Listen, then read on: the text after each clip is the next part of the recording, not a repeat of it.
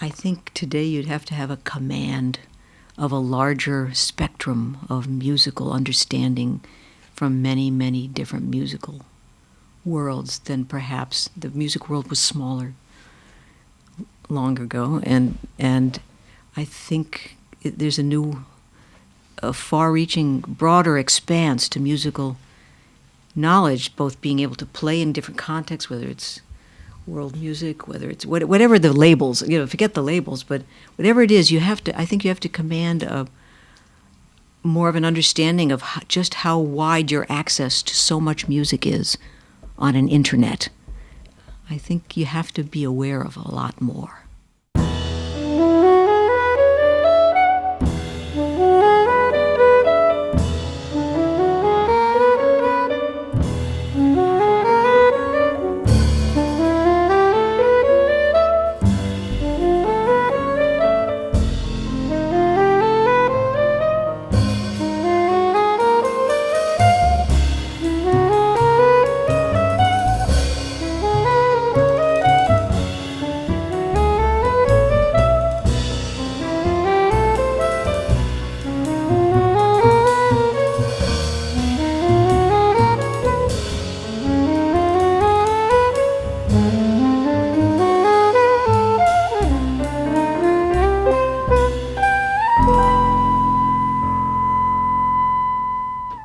Hi, this is trumpeter and composer Dave Douglas, and this is the Greenleaf Music Podcast, A Noise from the Deep. That voice and music belongs to Jane Ira Bloom, saxophonist, composer, educator, and deep thinker about music and life. I was finally able to catch up to Jane in person last month. Jane's most recent album, Wild Lines, deals with the poetry of Emily Dickinson, and we heard Jane's piece, Emily and Her Atoms. We also talk about some of her earlier work, including the commission from NASA, which brought about art and aviation. Jane's music often explores the idea of movement in space and its effect on sound. You can find much of Jane's work at her label, Outline Records, available through her website, janeirabloom.com. And as always, write to me about this show at podcast@greenleafmusic.com. And support the show and all the projects at Greenleaf Music, all the artists, by becoming a subscriber and a supporter at greenleafmusic.com. Through the Bandcamp store, you'll be able to access the entire catalog. Please join us and enjoy this conversation with Jane Ira Bloom.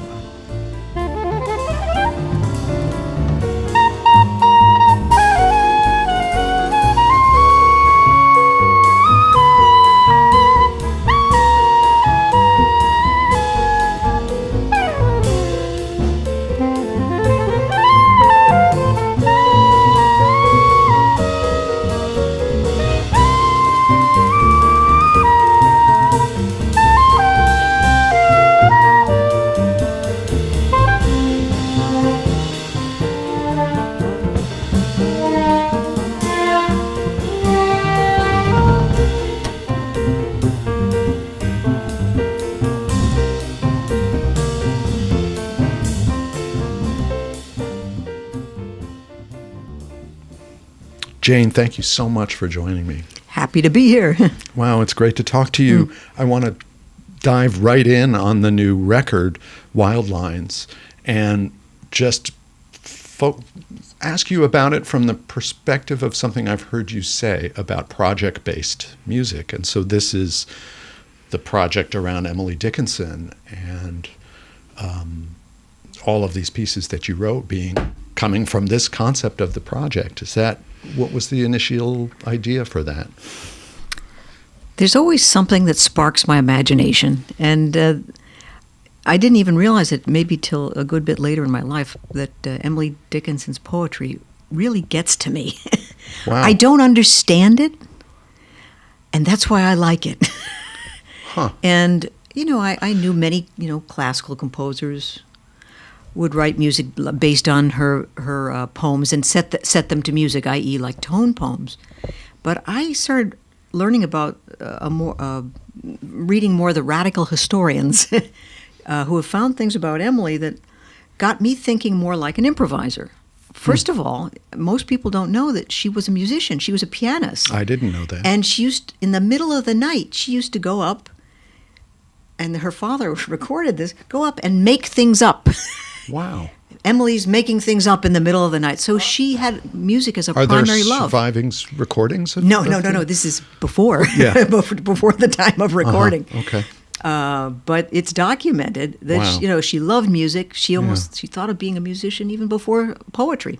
So I thought of writing music from a different impulse, which was from the impulse of an improviser, kind of cross-talking from somebody else's whose words, for me, feel like improvisational thought. Wow. And I mean, I'm going to ask you about the Doppler effect later, which we just at the end of that excerpt, we hear some of that. But for now, when you say you don't understand her poetry, it's really interesting because I feel like the process of composition is very often this mysterious place that you don't really understand where you are. So do you feel like you bring the poems in some subliminal way when you... Well, I think there's a more abstract relationship. For example, a lot of the pieces that are on that recording, the Wild Lines, were stimulated sometimes not by feeling like I understood the meaning of a whole poem. Sometimes it would be a phrase. Sometimes it would be a stanza that just knocked me out. Wow, I love that. Or sometimes just a metaphor that said, wow. And even a phrase like Emily, please excuse Emily and her atoms. That just sends my imagination going. And so the pieces start from that premise. Wow. And another interesting thing about the record is that you recorded, for lack of a better word, instrumental versions, and then you did a version where the poem was also read. Yeah, it's kind of subtle. It's subtle. The pieces essentially remain the same, but the words have power. And when you hear them narrated by a great actor, Yeah. Deborah Rush, somehow those words, they take on life like another member of I the didn't ensemble. Think, yeah, I did. I was funny hearing you say that it was subtle because to me it just changes everything. Sure, words when are you hear so those powerful. words. And this was the first time I've been, doing this stuff for a long time. It's the first time I ever did anything with words, Wow. with Interesting. text and Yeah. literature. It was my first experiment with it. But do you feel like that changes the way that when you sit down to write? Like, I mean, I guess when you say project by project, that means that every time it's different, I would imagine. Sure is, yeah. And I never know what's going to excite me, at what time, Yeah, right. But at the same time, once you pick a theme for your project, there's a process that develops out of it. I'm a lateral thinker, I think metaphorically, I guess, or I think visually in a musical way too. So it all informs all I the see. choices I make, I guess.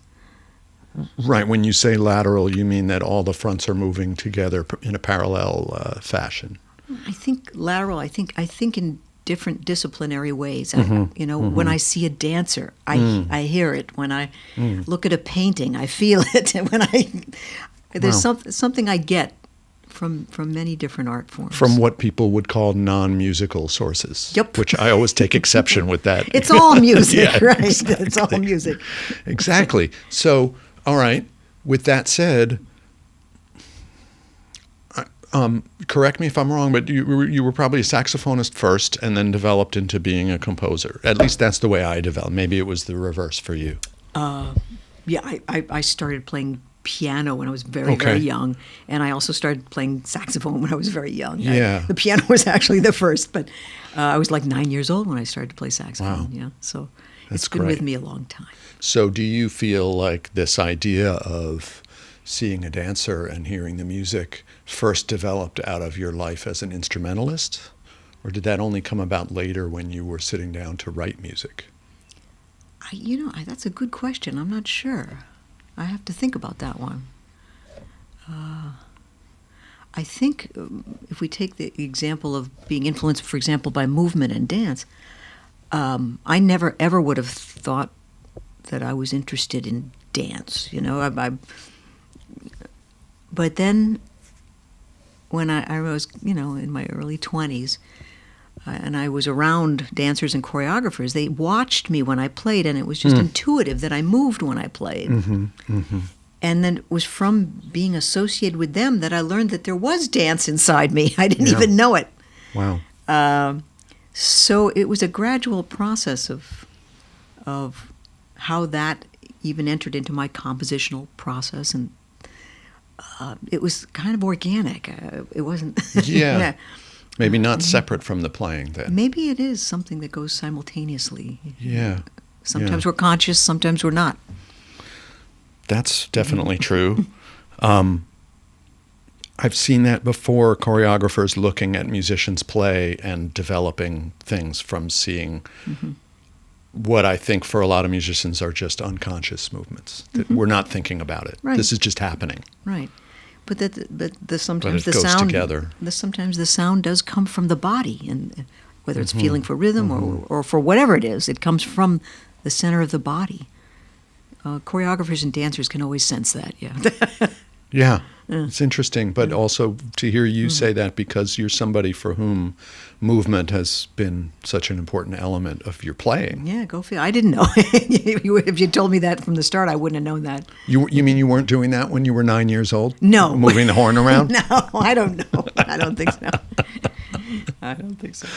Oh. So with that said, I want to play some of that same piece, Emily and Her Atoms, which I think, I don't know, it just feels very different. I love what you had the pianist Dawn Clement do behind the narration, which was part of this theme that you had, which I don't know if you say that it's in 11 or in 6 and 5, or I don't know how you were thinking about it. I forget. I haven't got the chart in front of me. Well, it's not. Maybe that's not that important. But I just thought that I'd play a little bit and just hear the difference and how wonderfully it comes across on this CD, Wild Lines.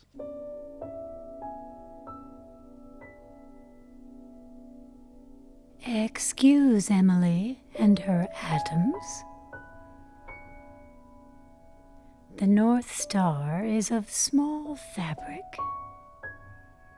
but it implies much, yet presides.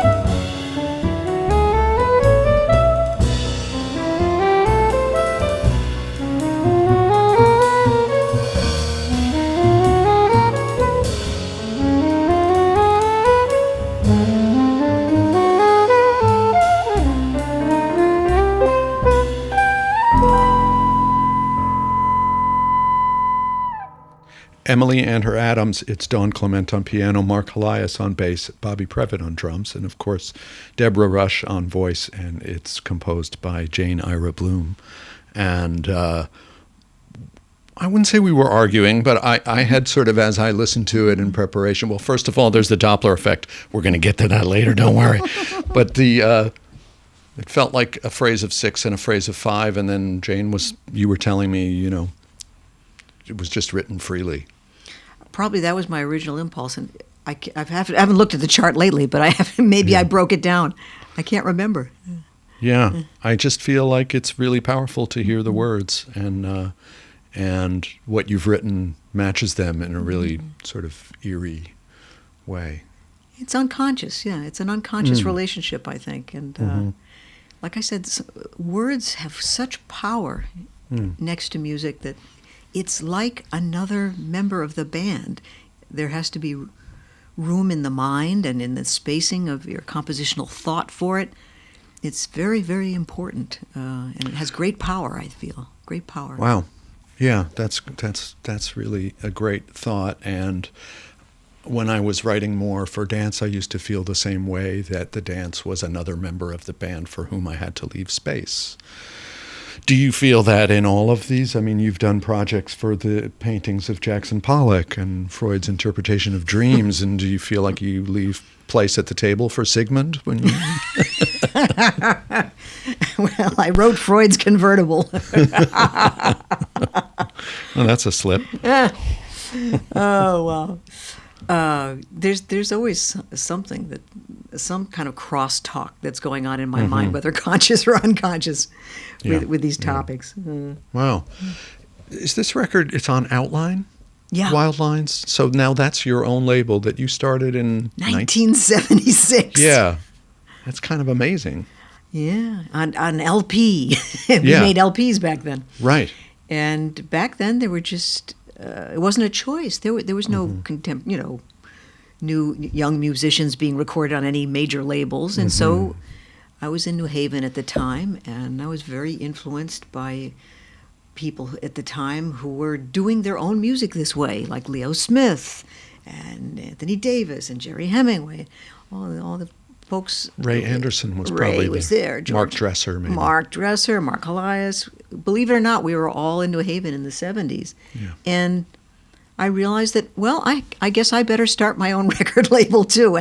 And so I just learned by doing, and started my first 2 recordings on my own label, which stimulated, enough interest and recognition at the time that I was able to record for other labels. And then when all the record labels suddenly went away again, I just went back to recording back on Outline Records.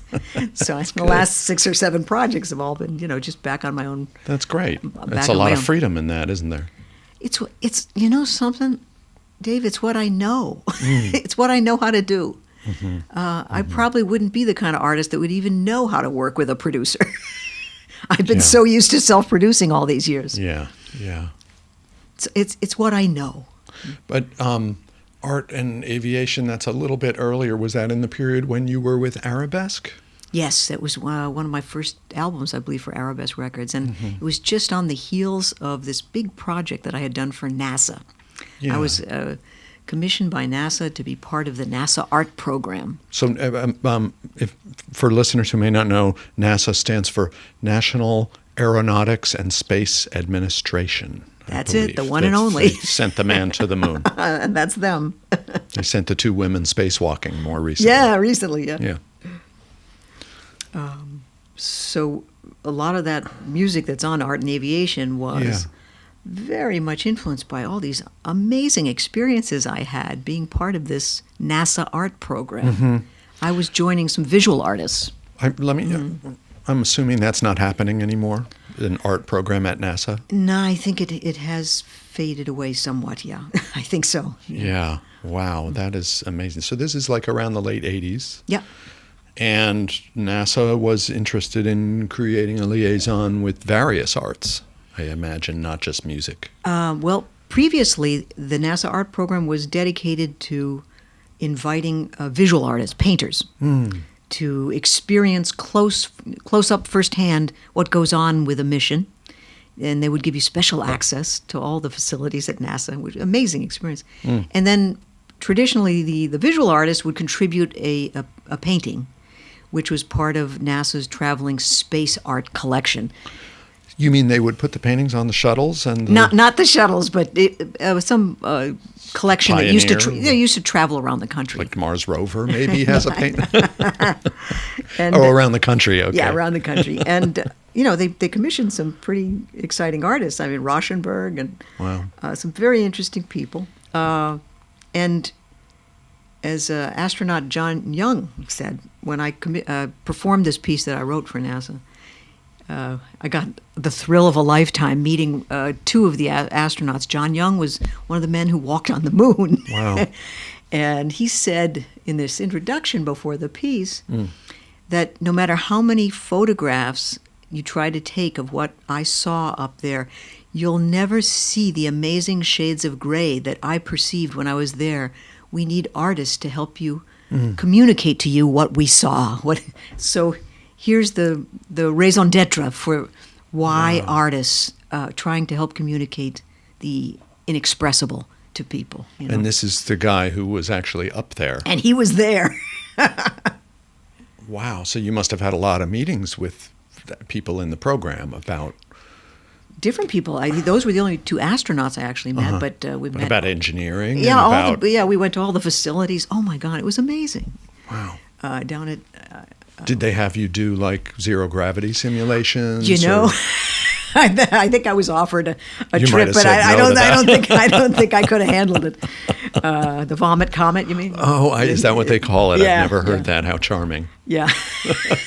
No, never made it on that one, but my imagination certainly went there because I was thinking all about it. I remember when this was happening. I mean, I hadn't been in New York all that long, and it just seemed so amazing that improvised music was being created in this spirit, in this environment. And it was really important.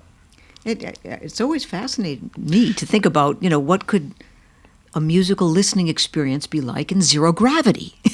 Yeah. No more proscenium stage, I'd say. No, probably not. And violinists and their bows, they'd have to be really careful not to get separated. Yeah. And that's how I think my interest in surround sound came about, thinking thoughts like that. But you did electronics in the piece itself, too, didn't you? Yeah, I still work with some very old analog effects processing electronics. Students come up to me and they say, "Oh, my God, where'd you get that?" They're like antiques now. Where'd you get that? I got it at Manny's. Yeah, at Manny's in 1981. Yeah, exactly. Right. But they're old.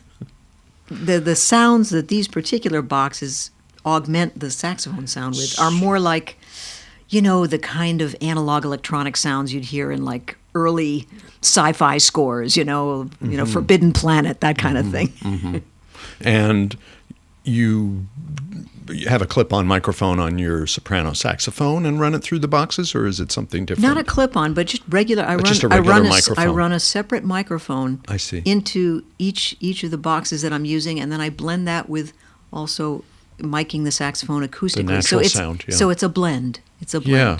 Well, you can hear that really well on this piece that you recommended that we listened to, and I guess it was part of the commissioned piece. So were you playing in planetariums, or where were you? Well, interestingly enough, yeah. You did? Yeah. Yeah, I played. That must have been so amazing. It was very cool, although I have to admit, they are very dry environments. Yeah. But the fun part is getting the planetarium projectors to improvise with it, the star projections with us in the dark. That was something that was very cool.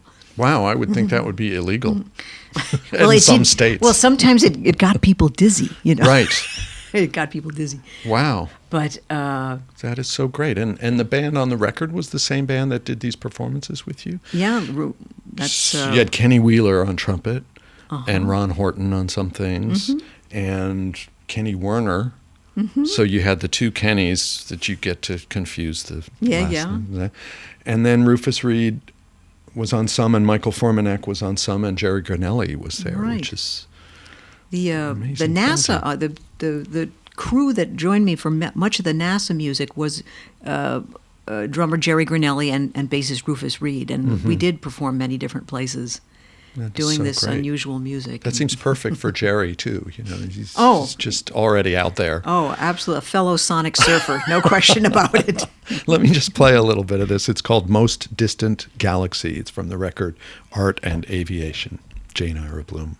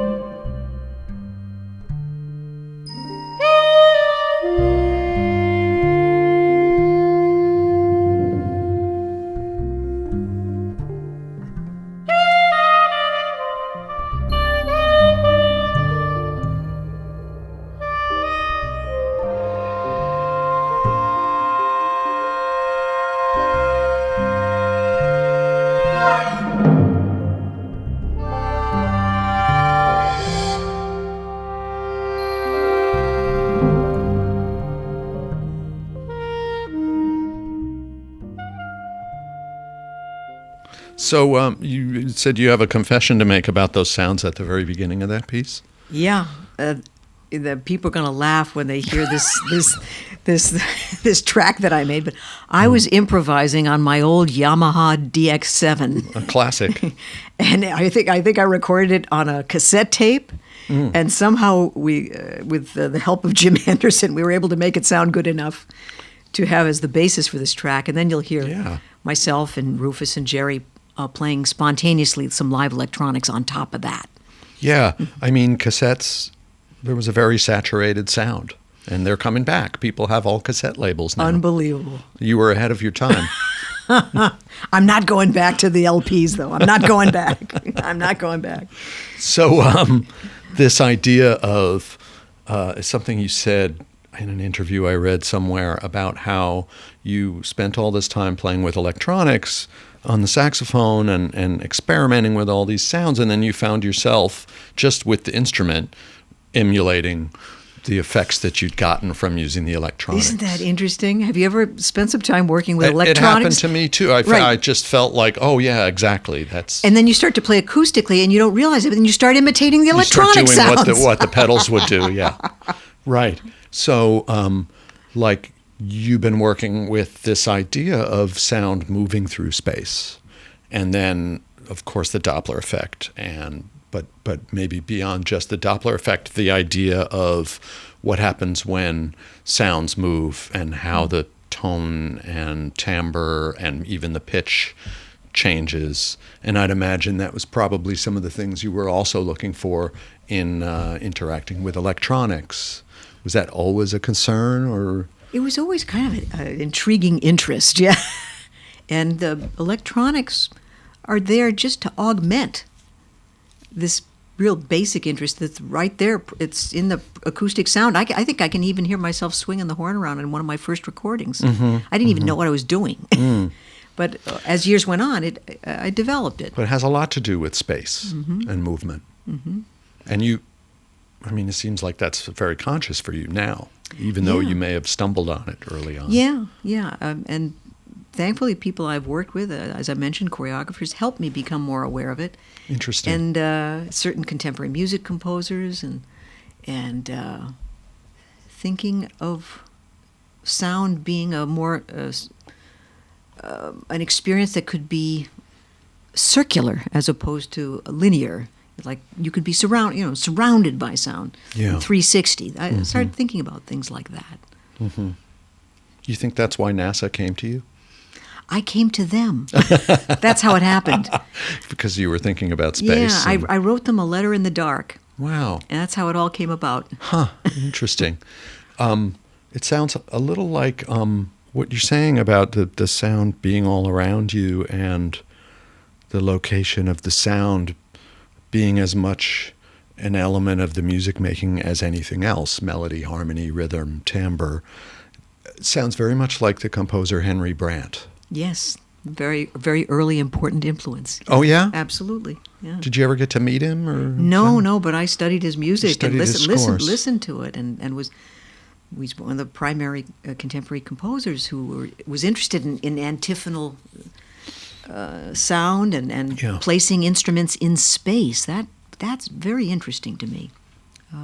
That's a direction that some of my orchestral thinking went in when I was trying to augment some of these sounds that were part of my signature interests as a player and tried to start adapting them to orchestrating them for larger groups of instruments, brass instruments and woodwinds, and seeing how far I could go. Henry Brandt was absolutely an important influence. And had a long life. It wasn't that long ago that he passed away, and he wrote just some spectacular and very surprising music. So when you studied the scores, were you looking at where he was placing things?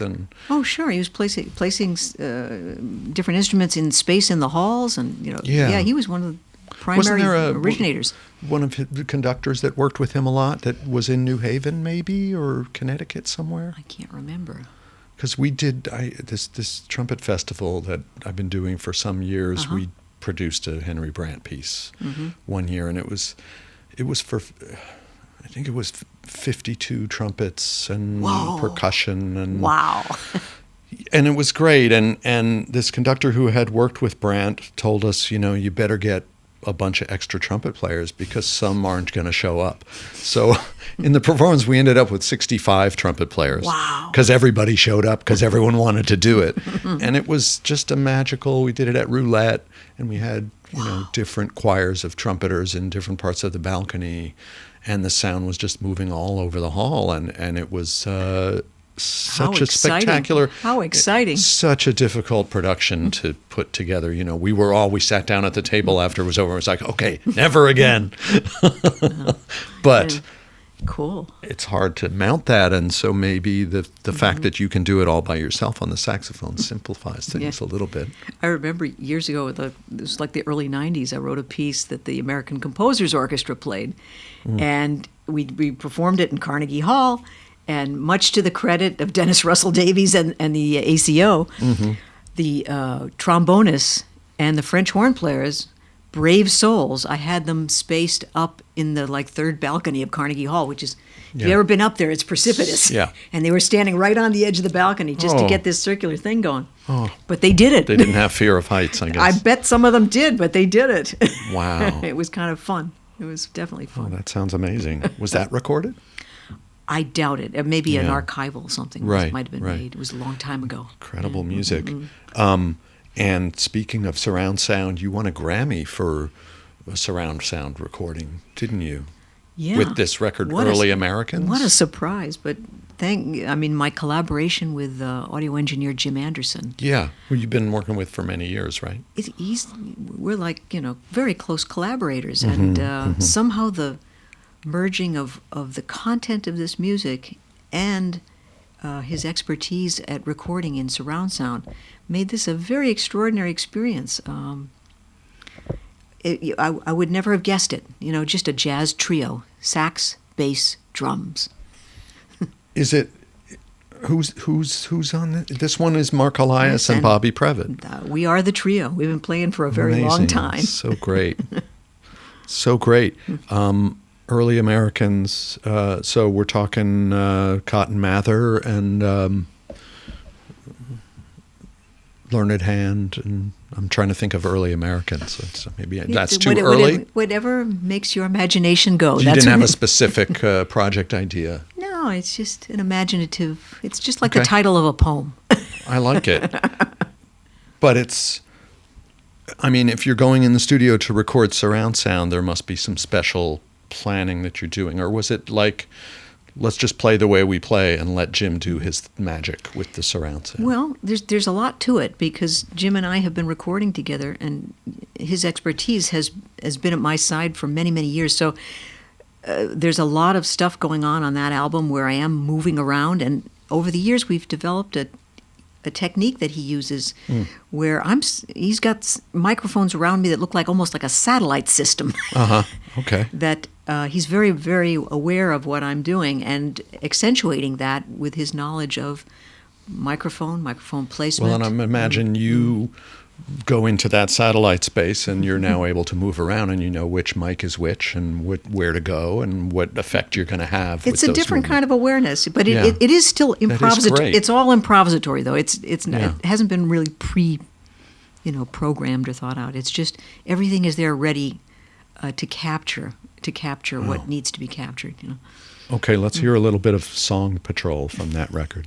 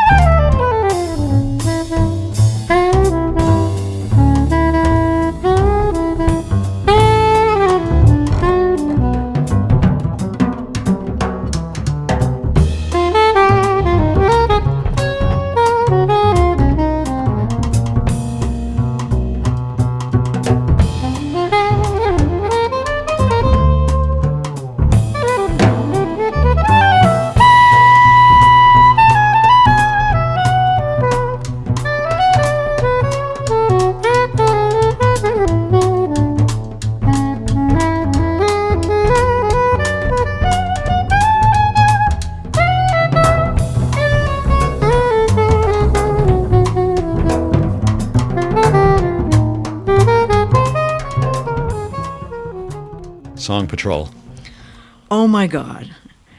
If you've never heard surround sound before, and if you're the musician who's making the sound, you've never heard a sound like this before, it's the most intoxicating thing to describe. And I've thought about it, trying to think, why is it, as musicians, we're used to hearing the instruments in the relationship that we hear them in the middle of an ensemble, right?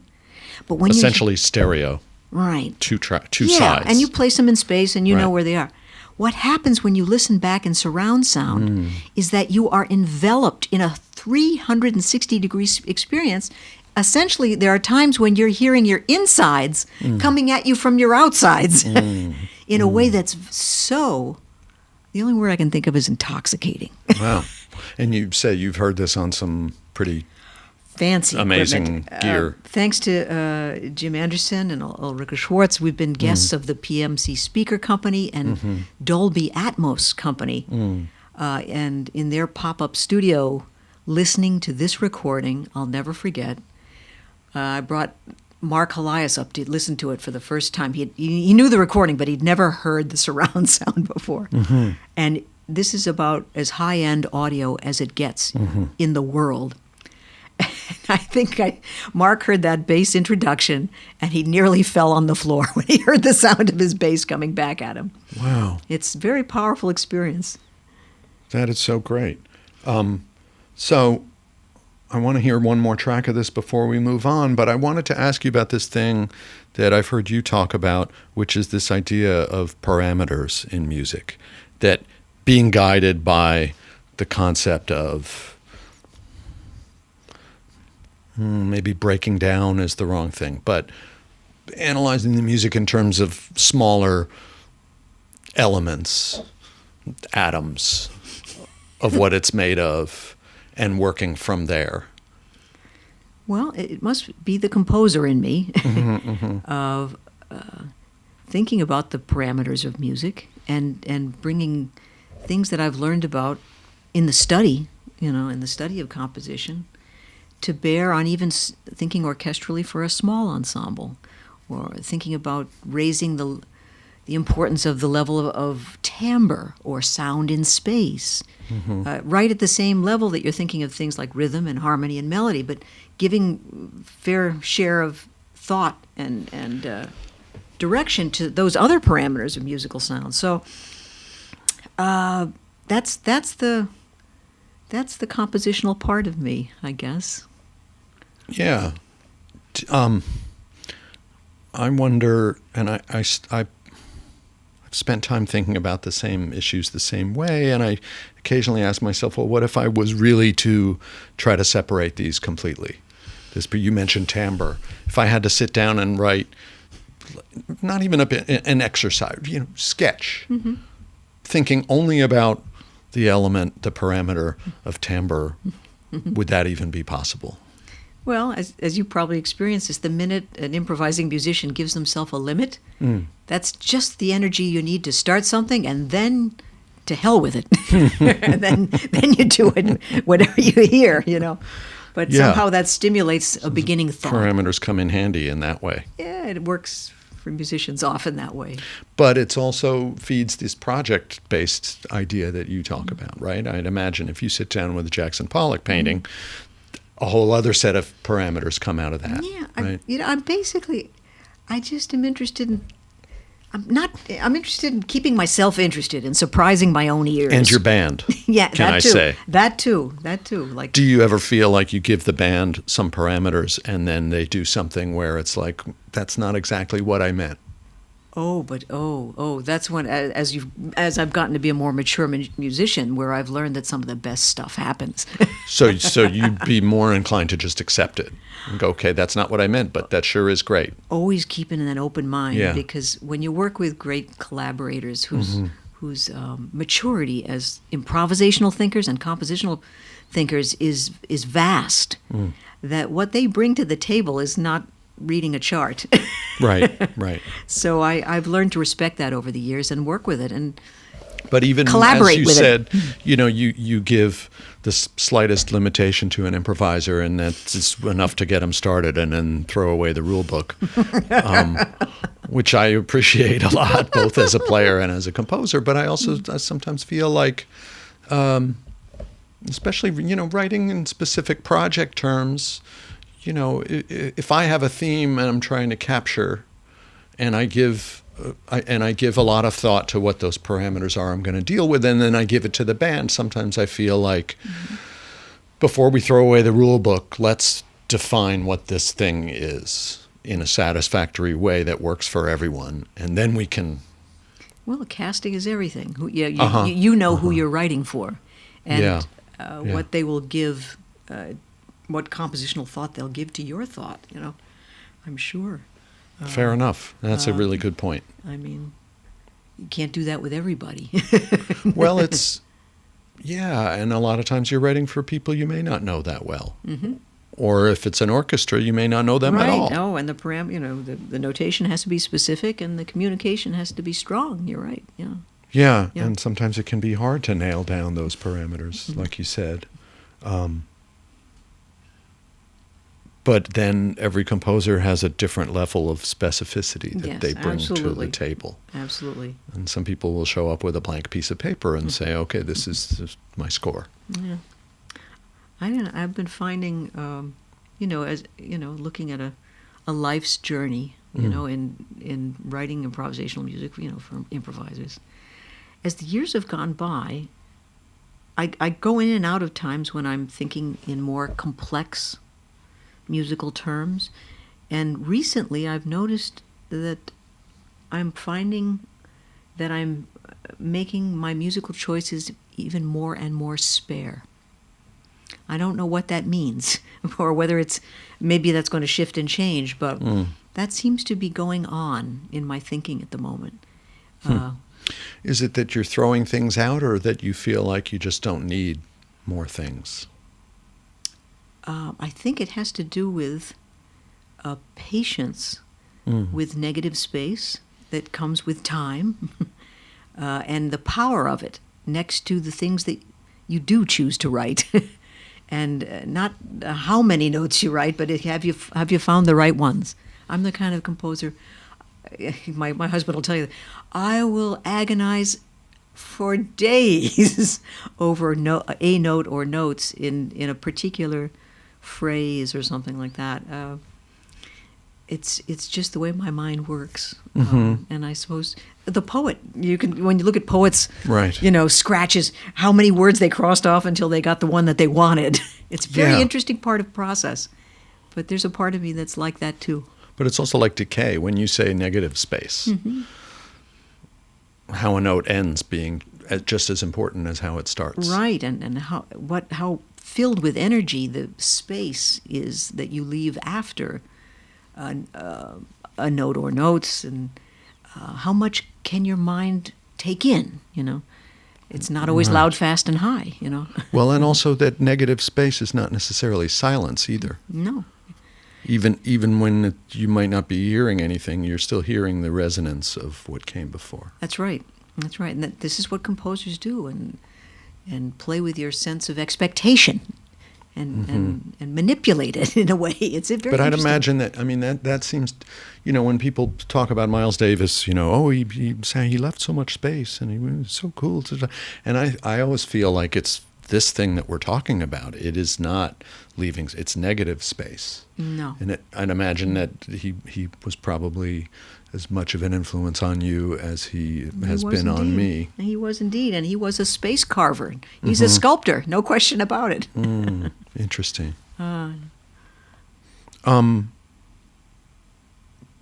Okay, before we get any deeper. Okay, go ahead. Big Bill, is it a dedication? I don't know what it is. So how'd you come up with the title? It's just know. Like a poem. I don't know. So this is another one from early Americans. So if you're listening in podcast land and you have a surround sound system available, you should switch to that now. This is Big Bill.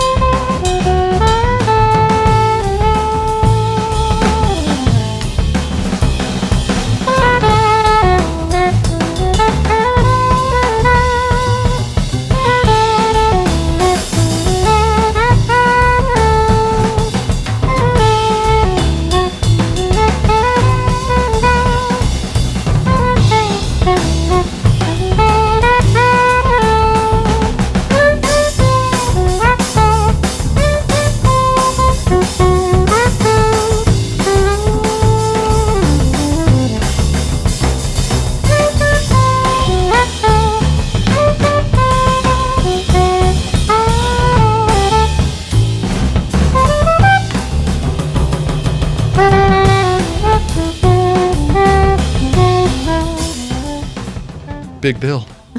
There it is. You call it a crowd pleaser. It's a funny little tune, isn't it? Yeah, it's great. And I'd imagine in surround sound, all those drums, bass, saxophone, you're moving around. No question about it. Must be really powerful. I know that one thing you do very effectively and powerfully, and you've done a long time, is being an educator, sharing with young musicians. Mm-hmm. And probably not just at the New School Jazz, but all over the world. Is there anything that you feel is like a 21st century musical skill that you feel young musicians need to learn, that you've encountered in your years influencing musicians and being an educator? Well, that's a big question. The one thing I take with me, being close to some of the great musicians who are the primary originators of the music that we play, being next to, Ed Blackwell and Charlie Hayden and Fred Hopkins. And I think the thing that I got from them, and I felt so good about knowing them, was it's not always about what you play, it's why you play. And that's what I try to communicate to young people. Why you make the sounds that you do. Why it's got to come from the inside. I think that maybe is the most important thing that I tried to share with them, vis-a-vis my experience of being near those musicians and the music that they made. Was why you play. Yeah, absolutely.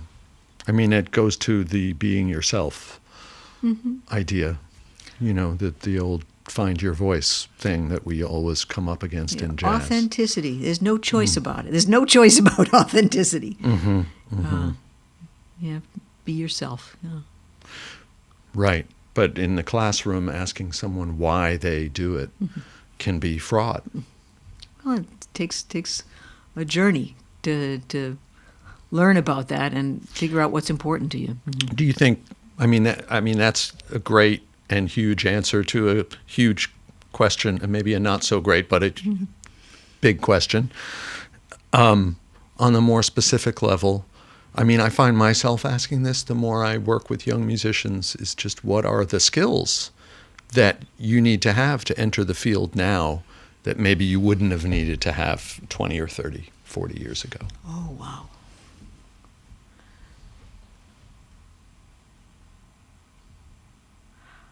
I think today you'd have to have a command of a larger spectrum of musical understanding from many, many different musical worlds than perhaps the music world was smaller long ago. And I think there's a far-reaching, broader expanse to musical knowledge, both being able to play in different contexts, whether it's world music, whether it's whatever the labels, forget the labels, but whatever it is, I think you have to command more of an understanding of just how wide your access to so much music is on an internet.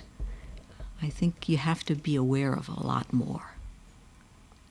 How you adapt that, I don't know, but the awareness of it, I think, has to be grand to match what is the new reality. It's really hard because as every decade goes by and we keep adding to the repertoire of the music, it becomes more and more huge. It's overwhelming to be able to have that broad vision.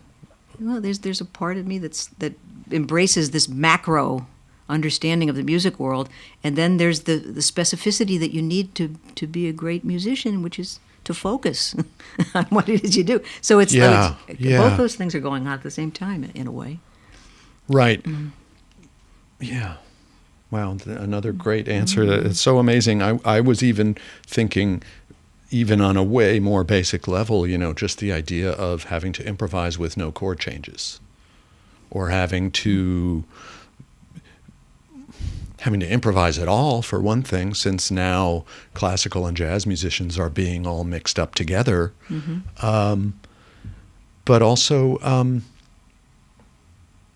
beyond improvising and being yourself and asking why, they still have to figure out how to play in tune. And I think that what that means is even different now. Interesting. Because there's such a more nuanced awareness of what intonation is and can be.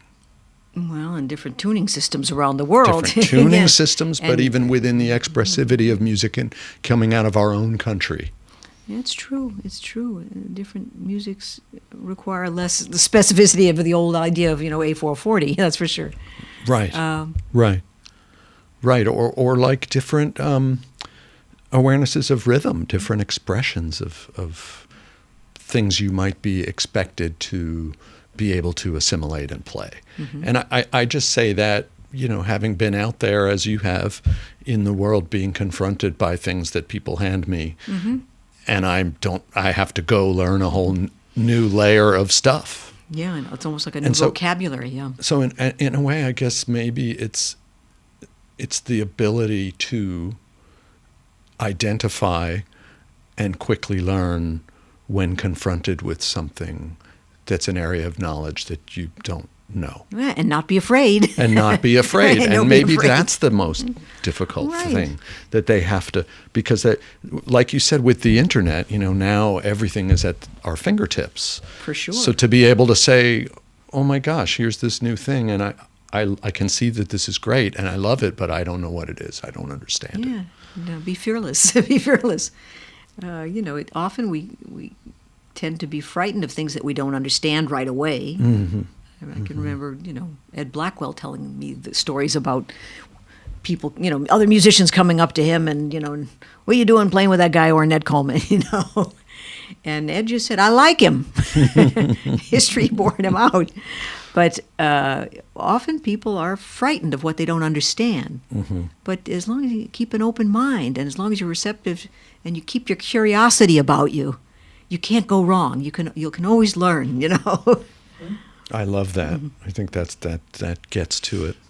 So Jane, thank you so much for talking to me. It's a pleasure. been so This is a great. real special occasion to be able to talk with another musician and Oh, well, intimately thank you. about all these concepts. And Well, the music is so fantastic, and I know you must have new projects coming along. Is there anything you want to yeah. tease? Well, I'm still, immersed in the world of immersive audio, so surround sound is still very much an interest of mine. And I've gotten inspired by this really fascinating woman, a black and white photographer from the 50s, 60s, named Bernice Abbott, mm-hmm.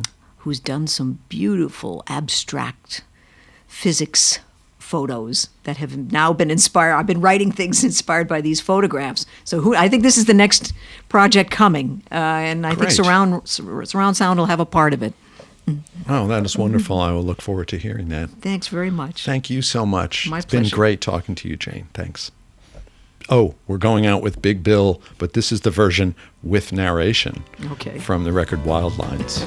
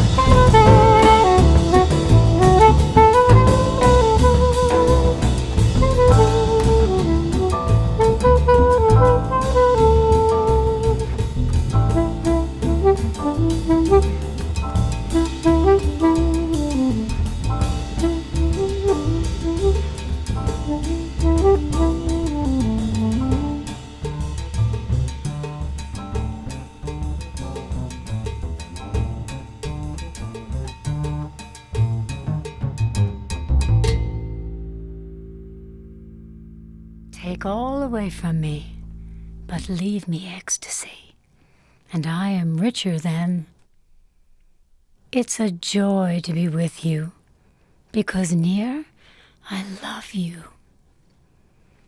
Good night. Hey, this is Dave. Thanks for listening to the Greenleaf Music Podcast. Hope you enjoyed it. Send me an email. Talk to you soon.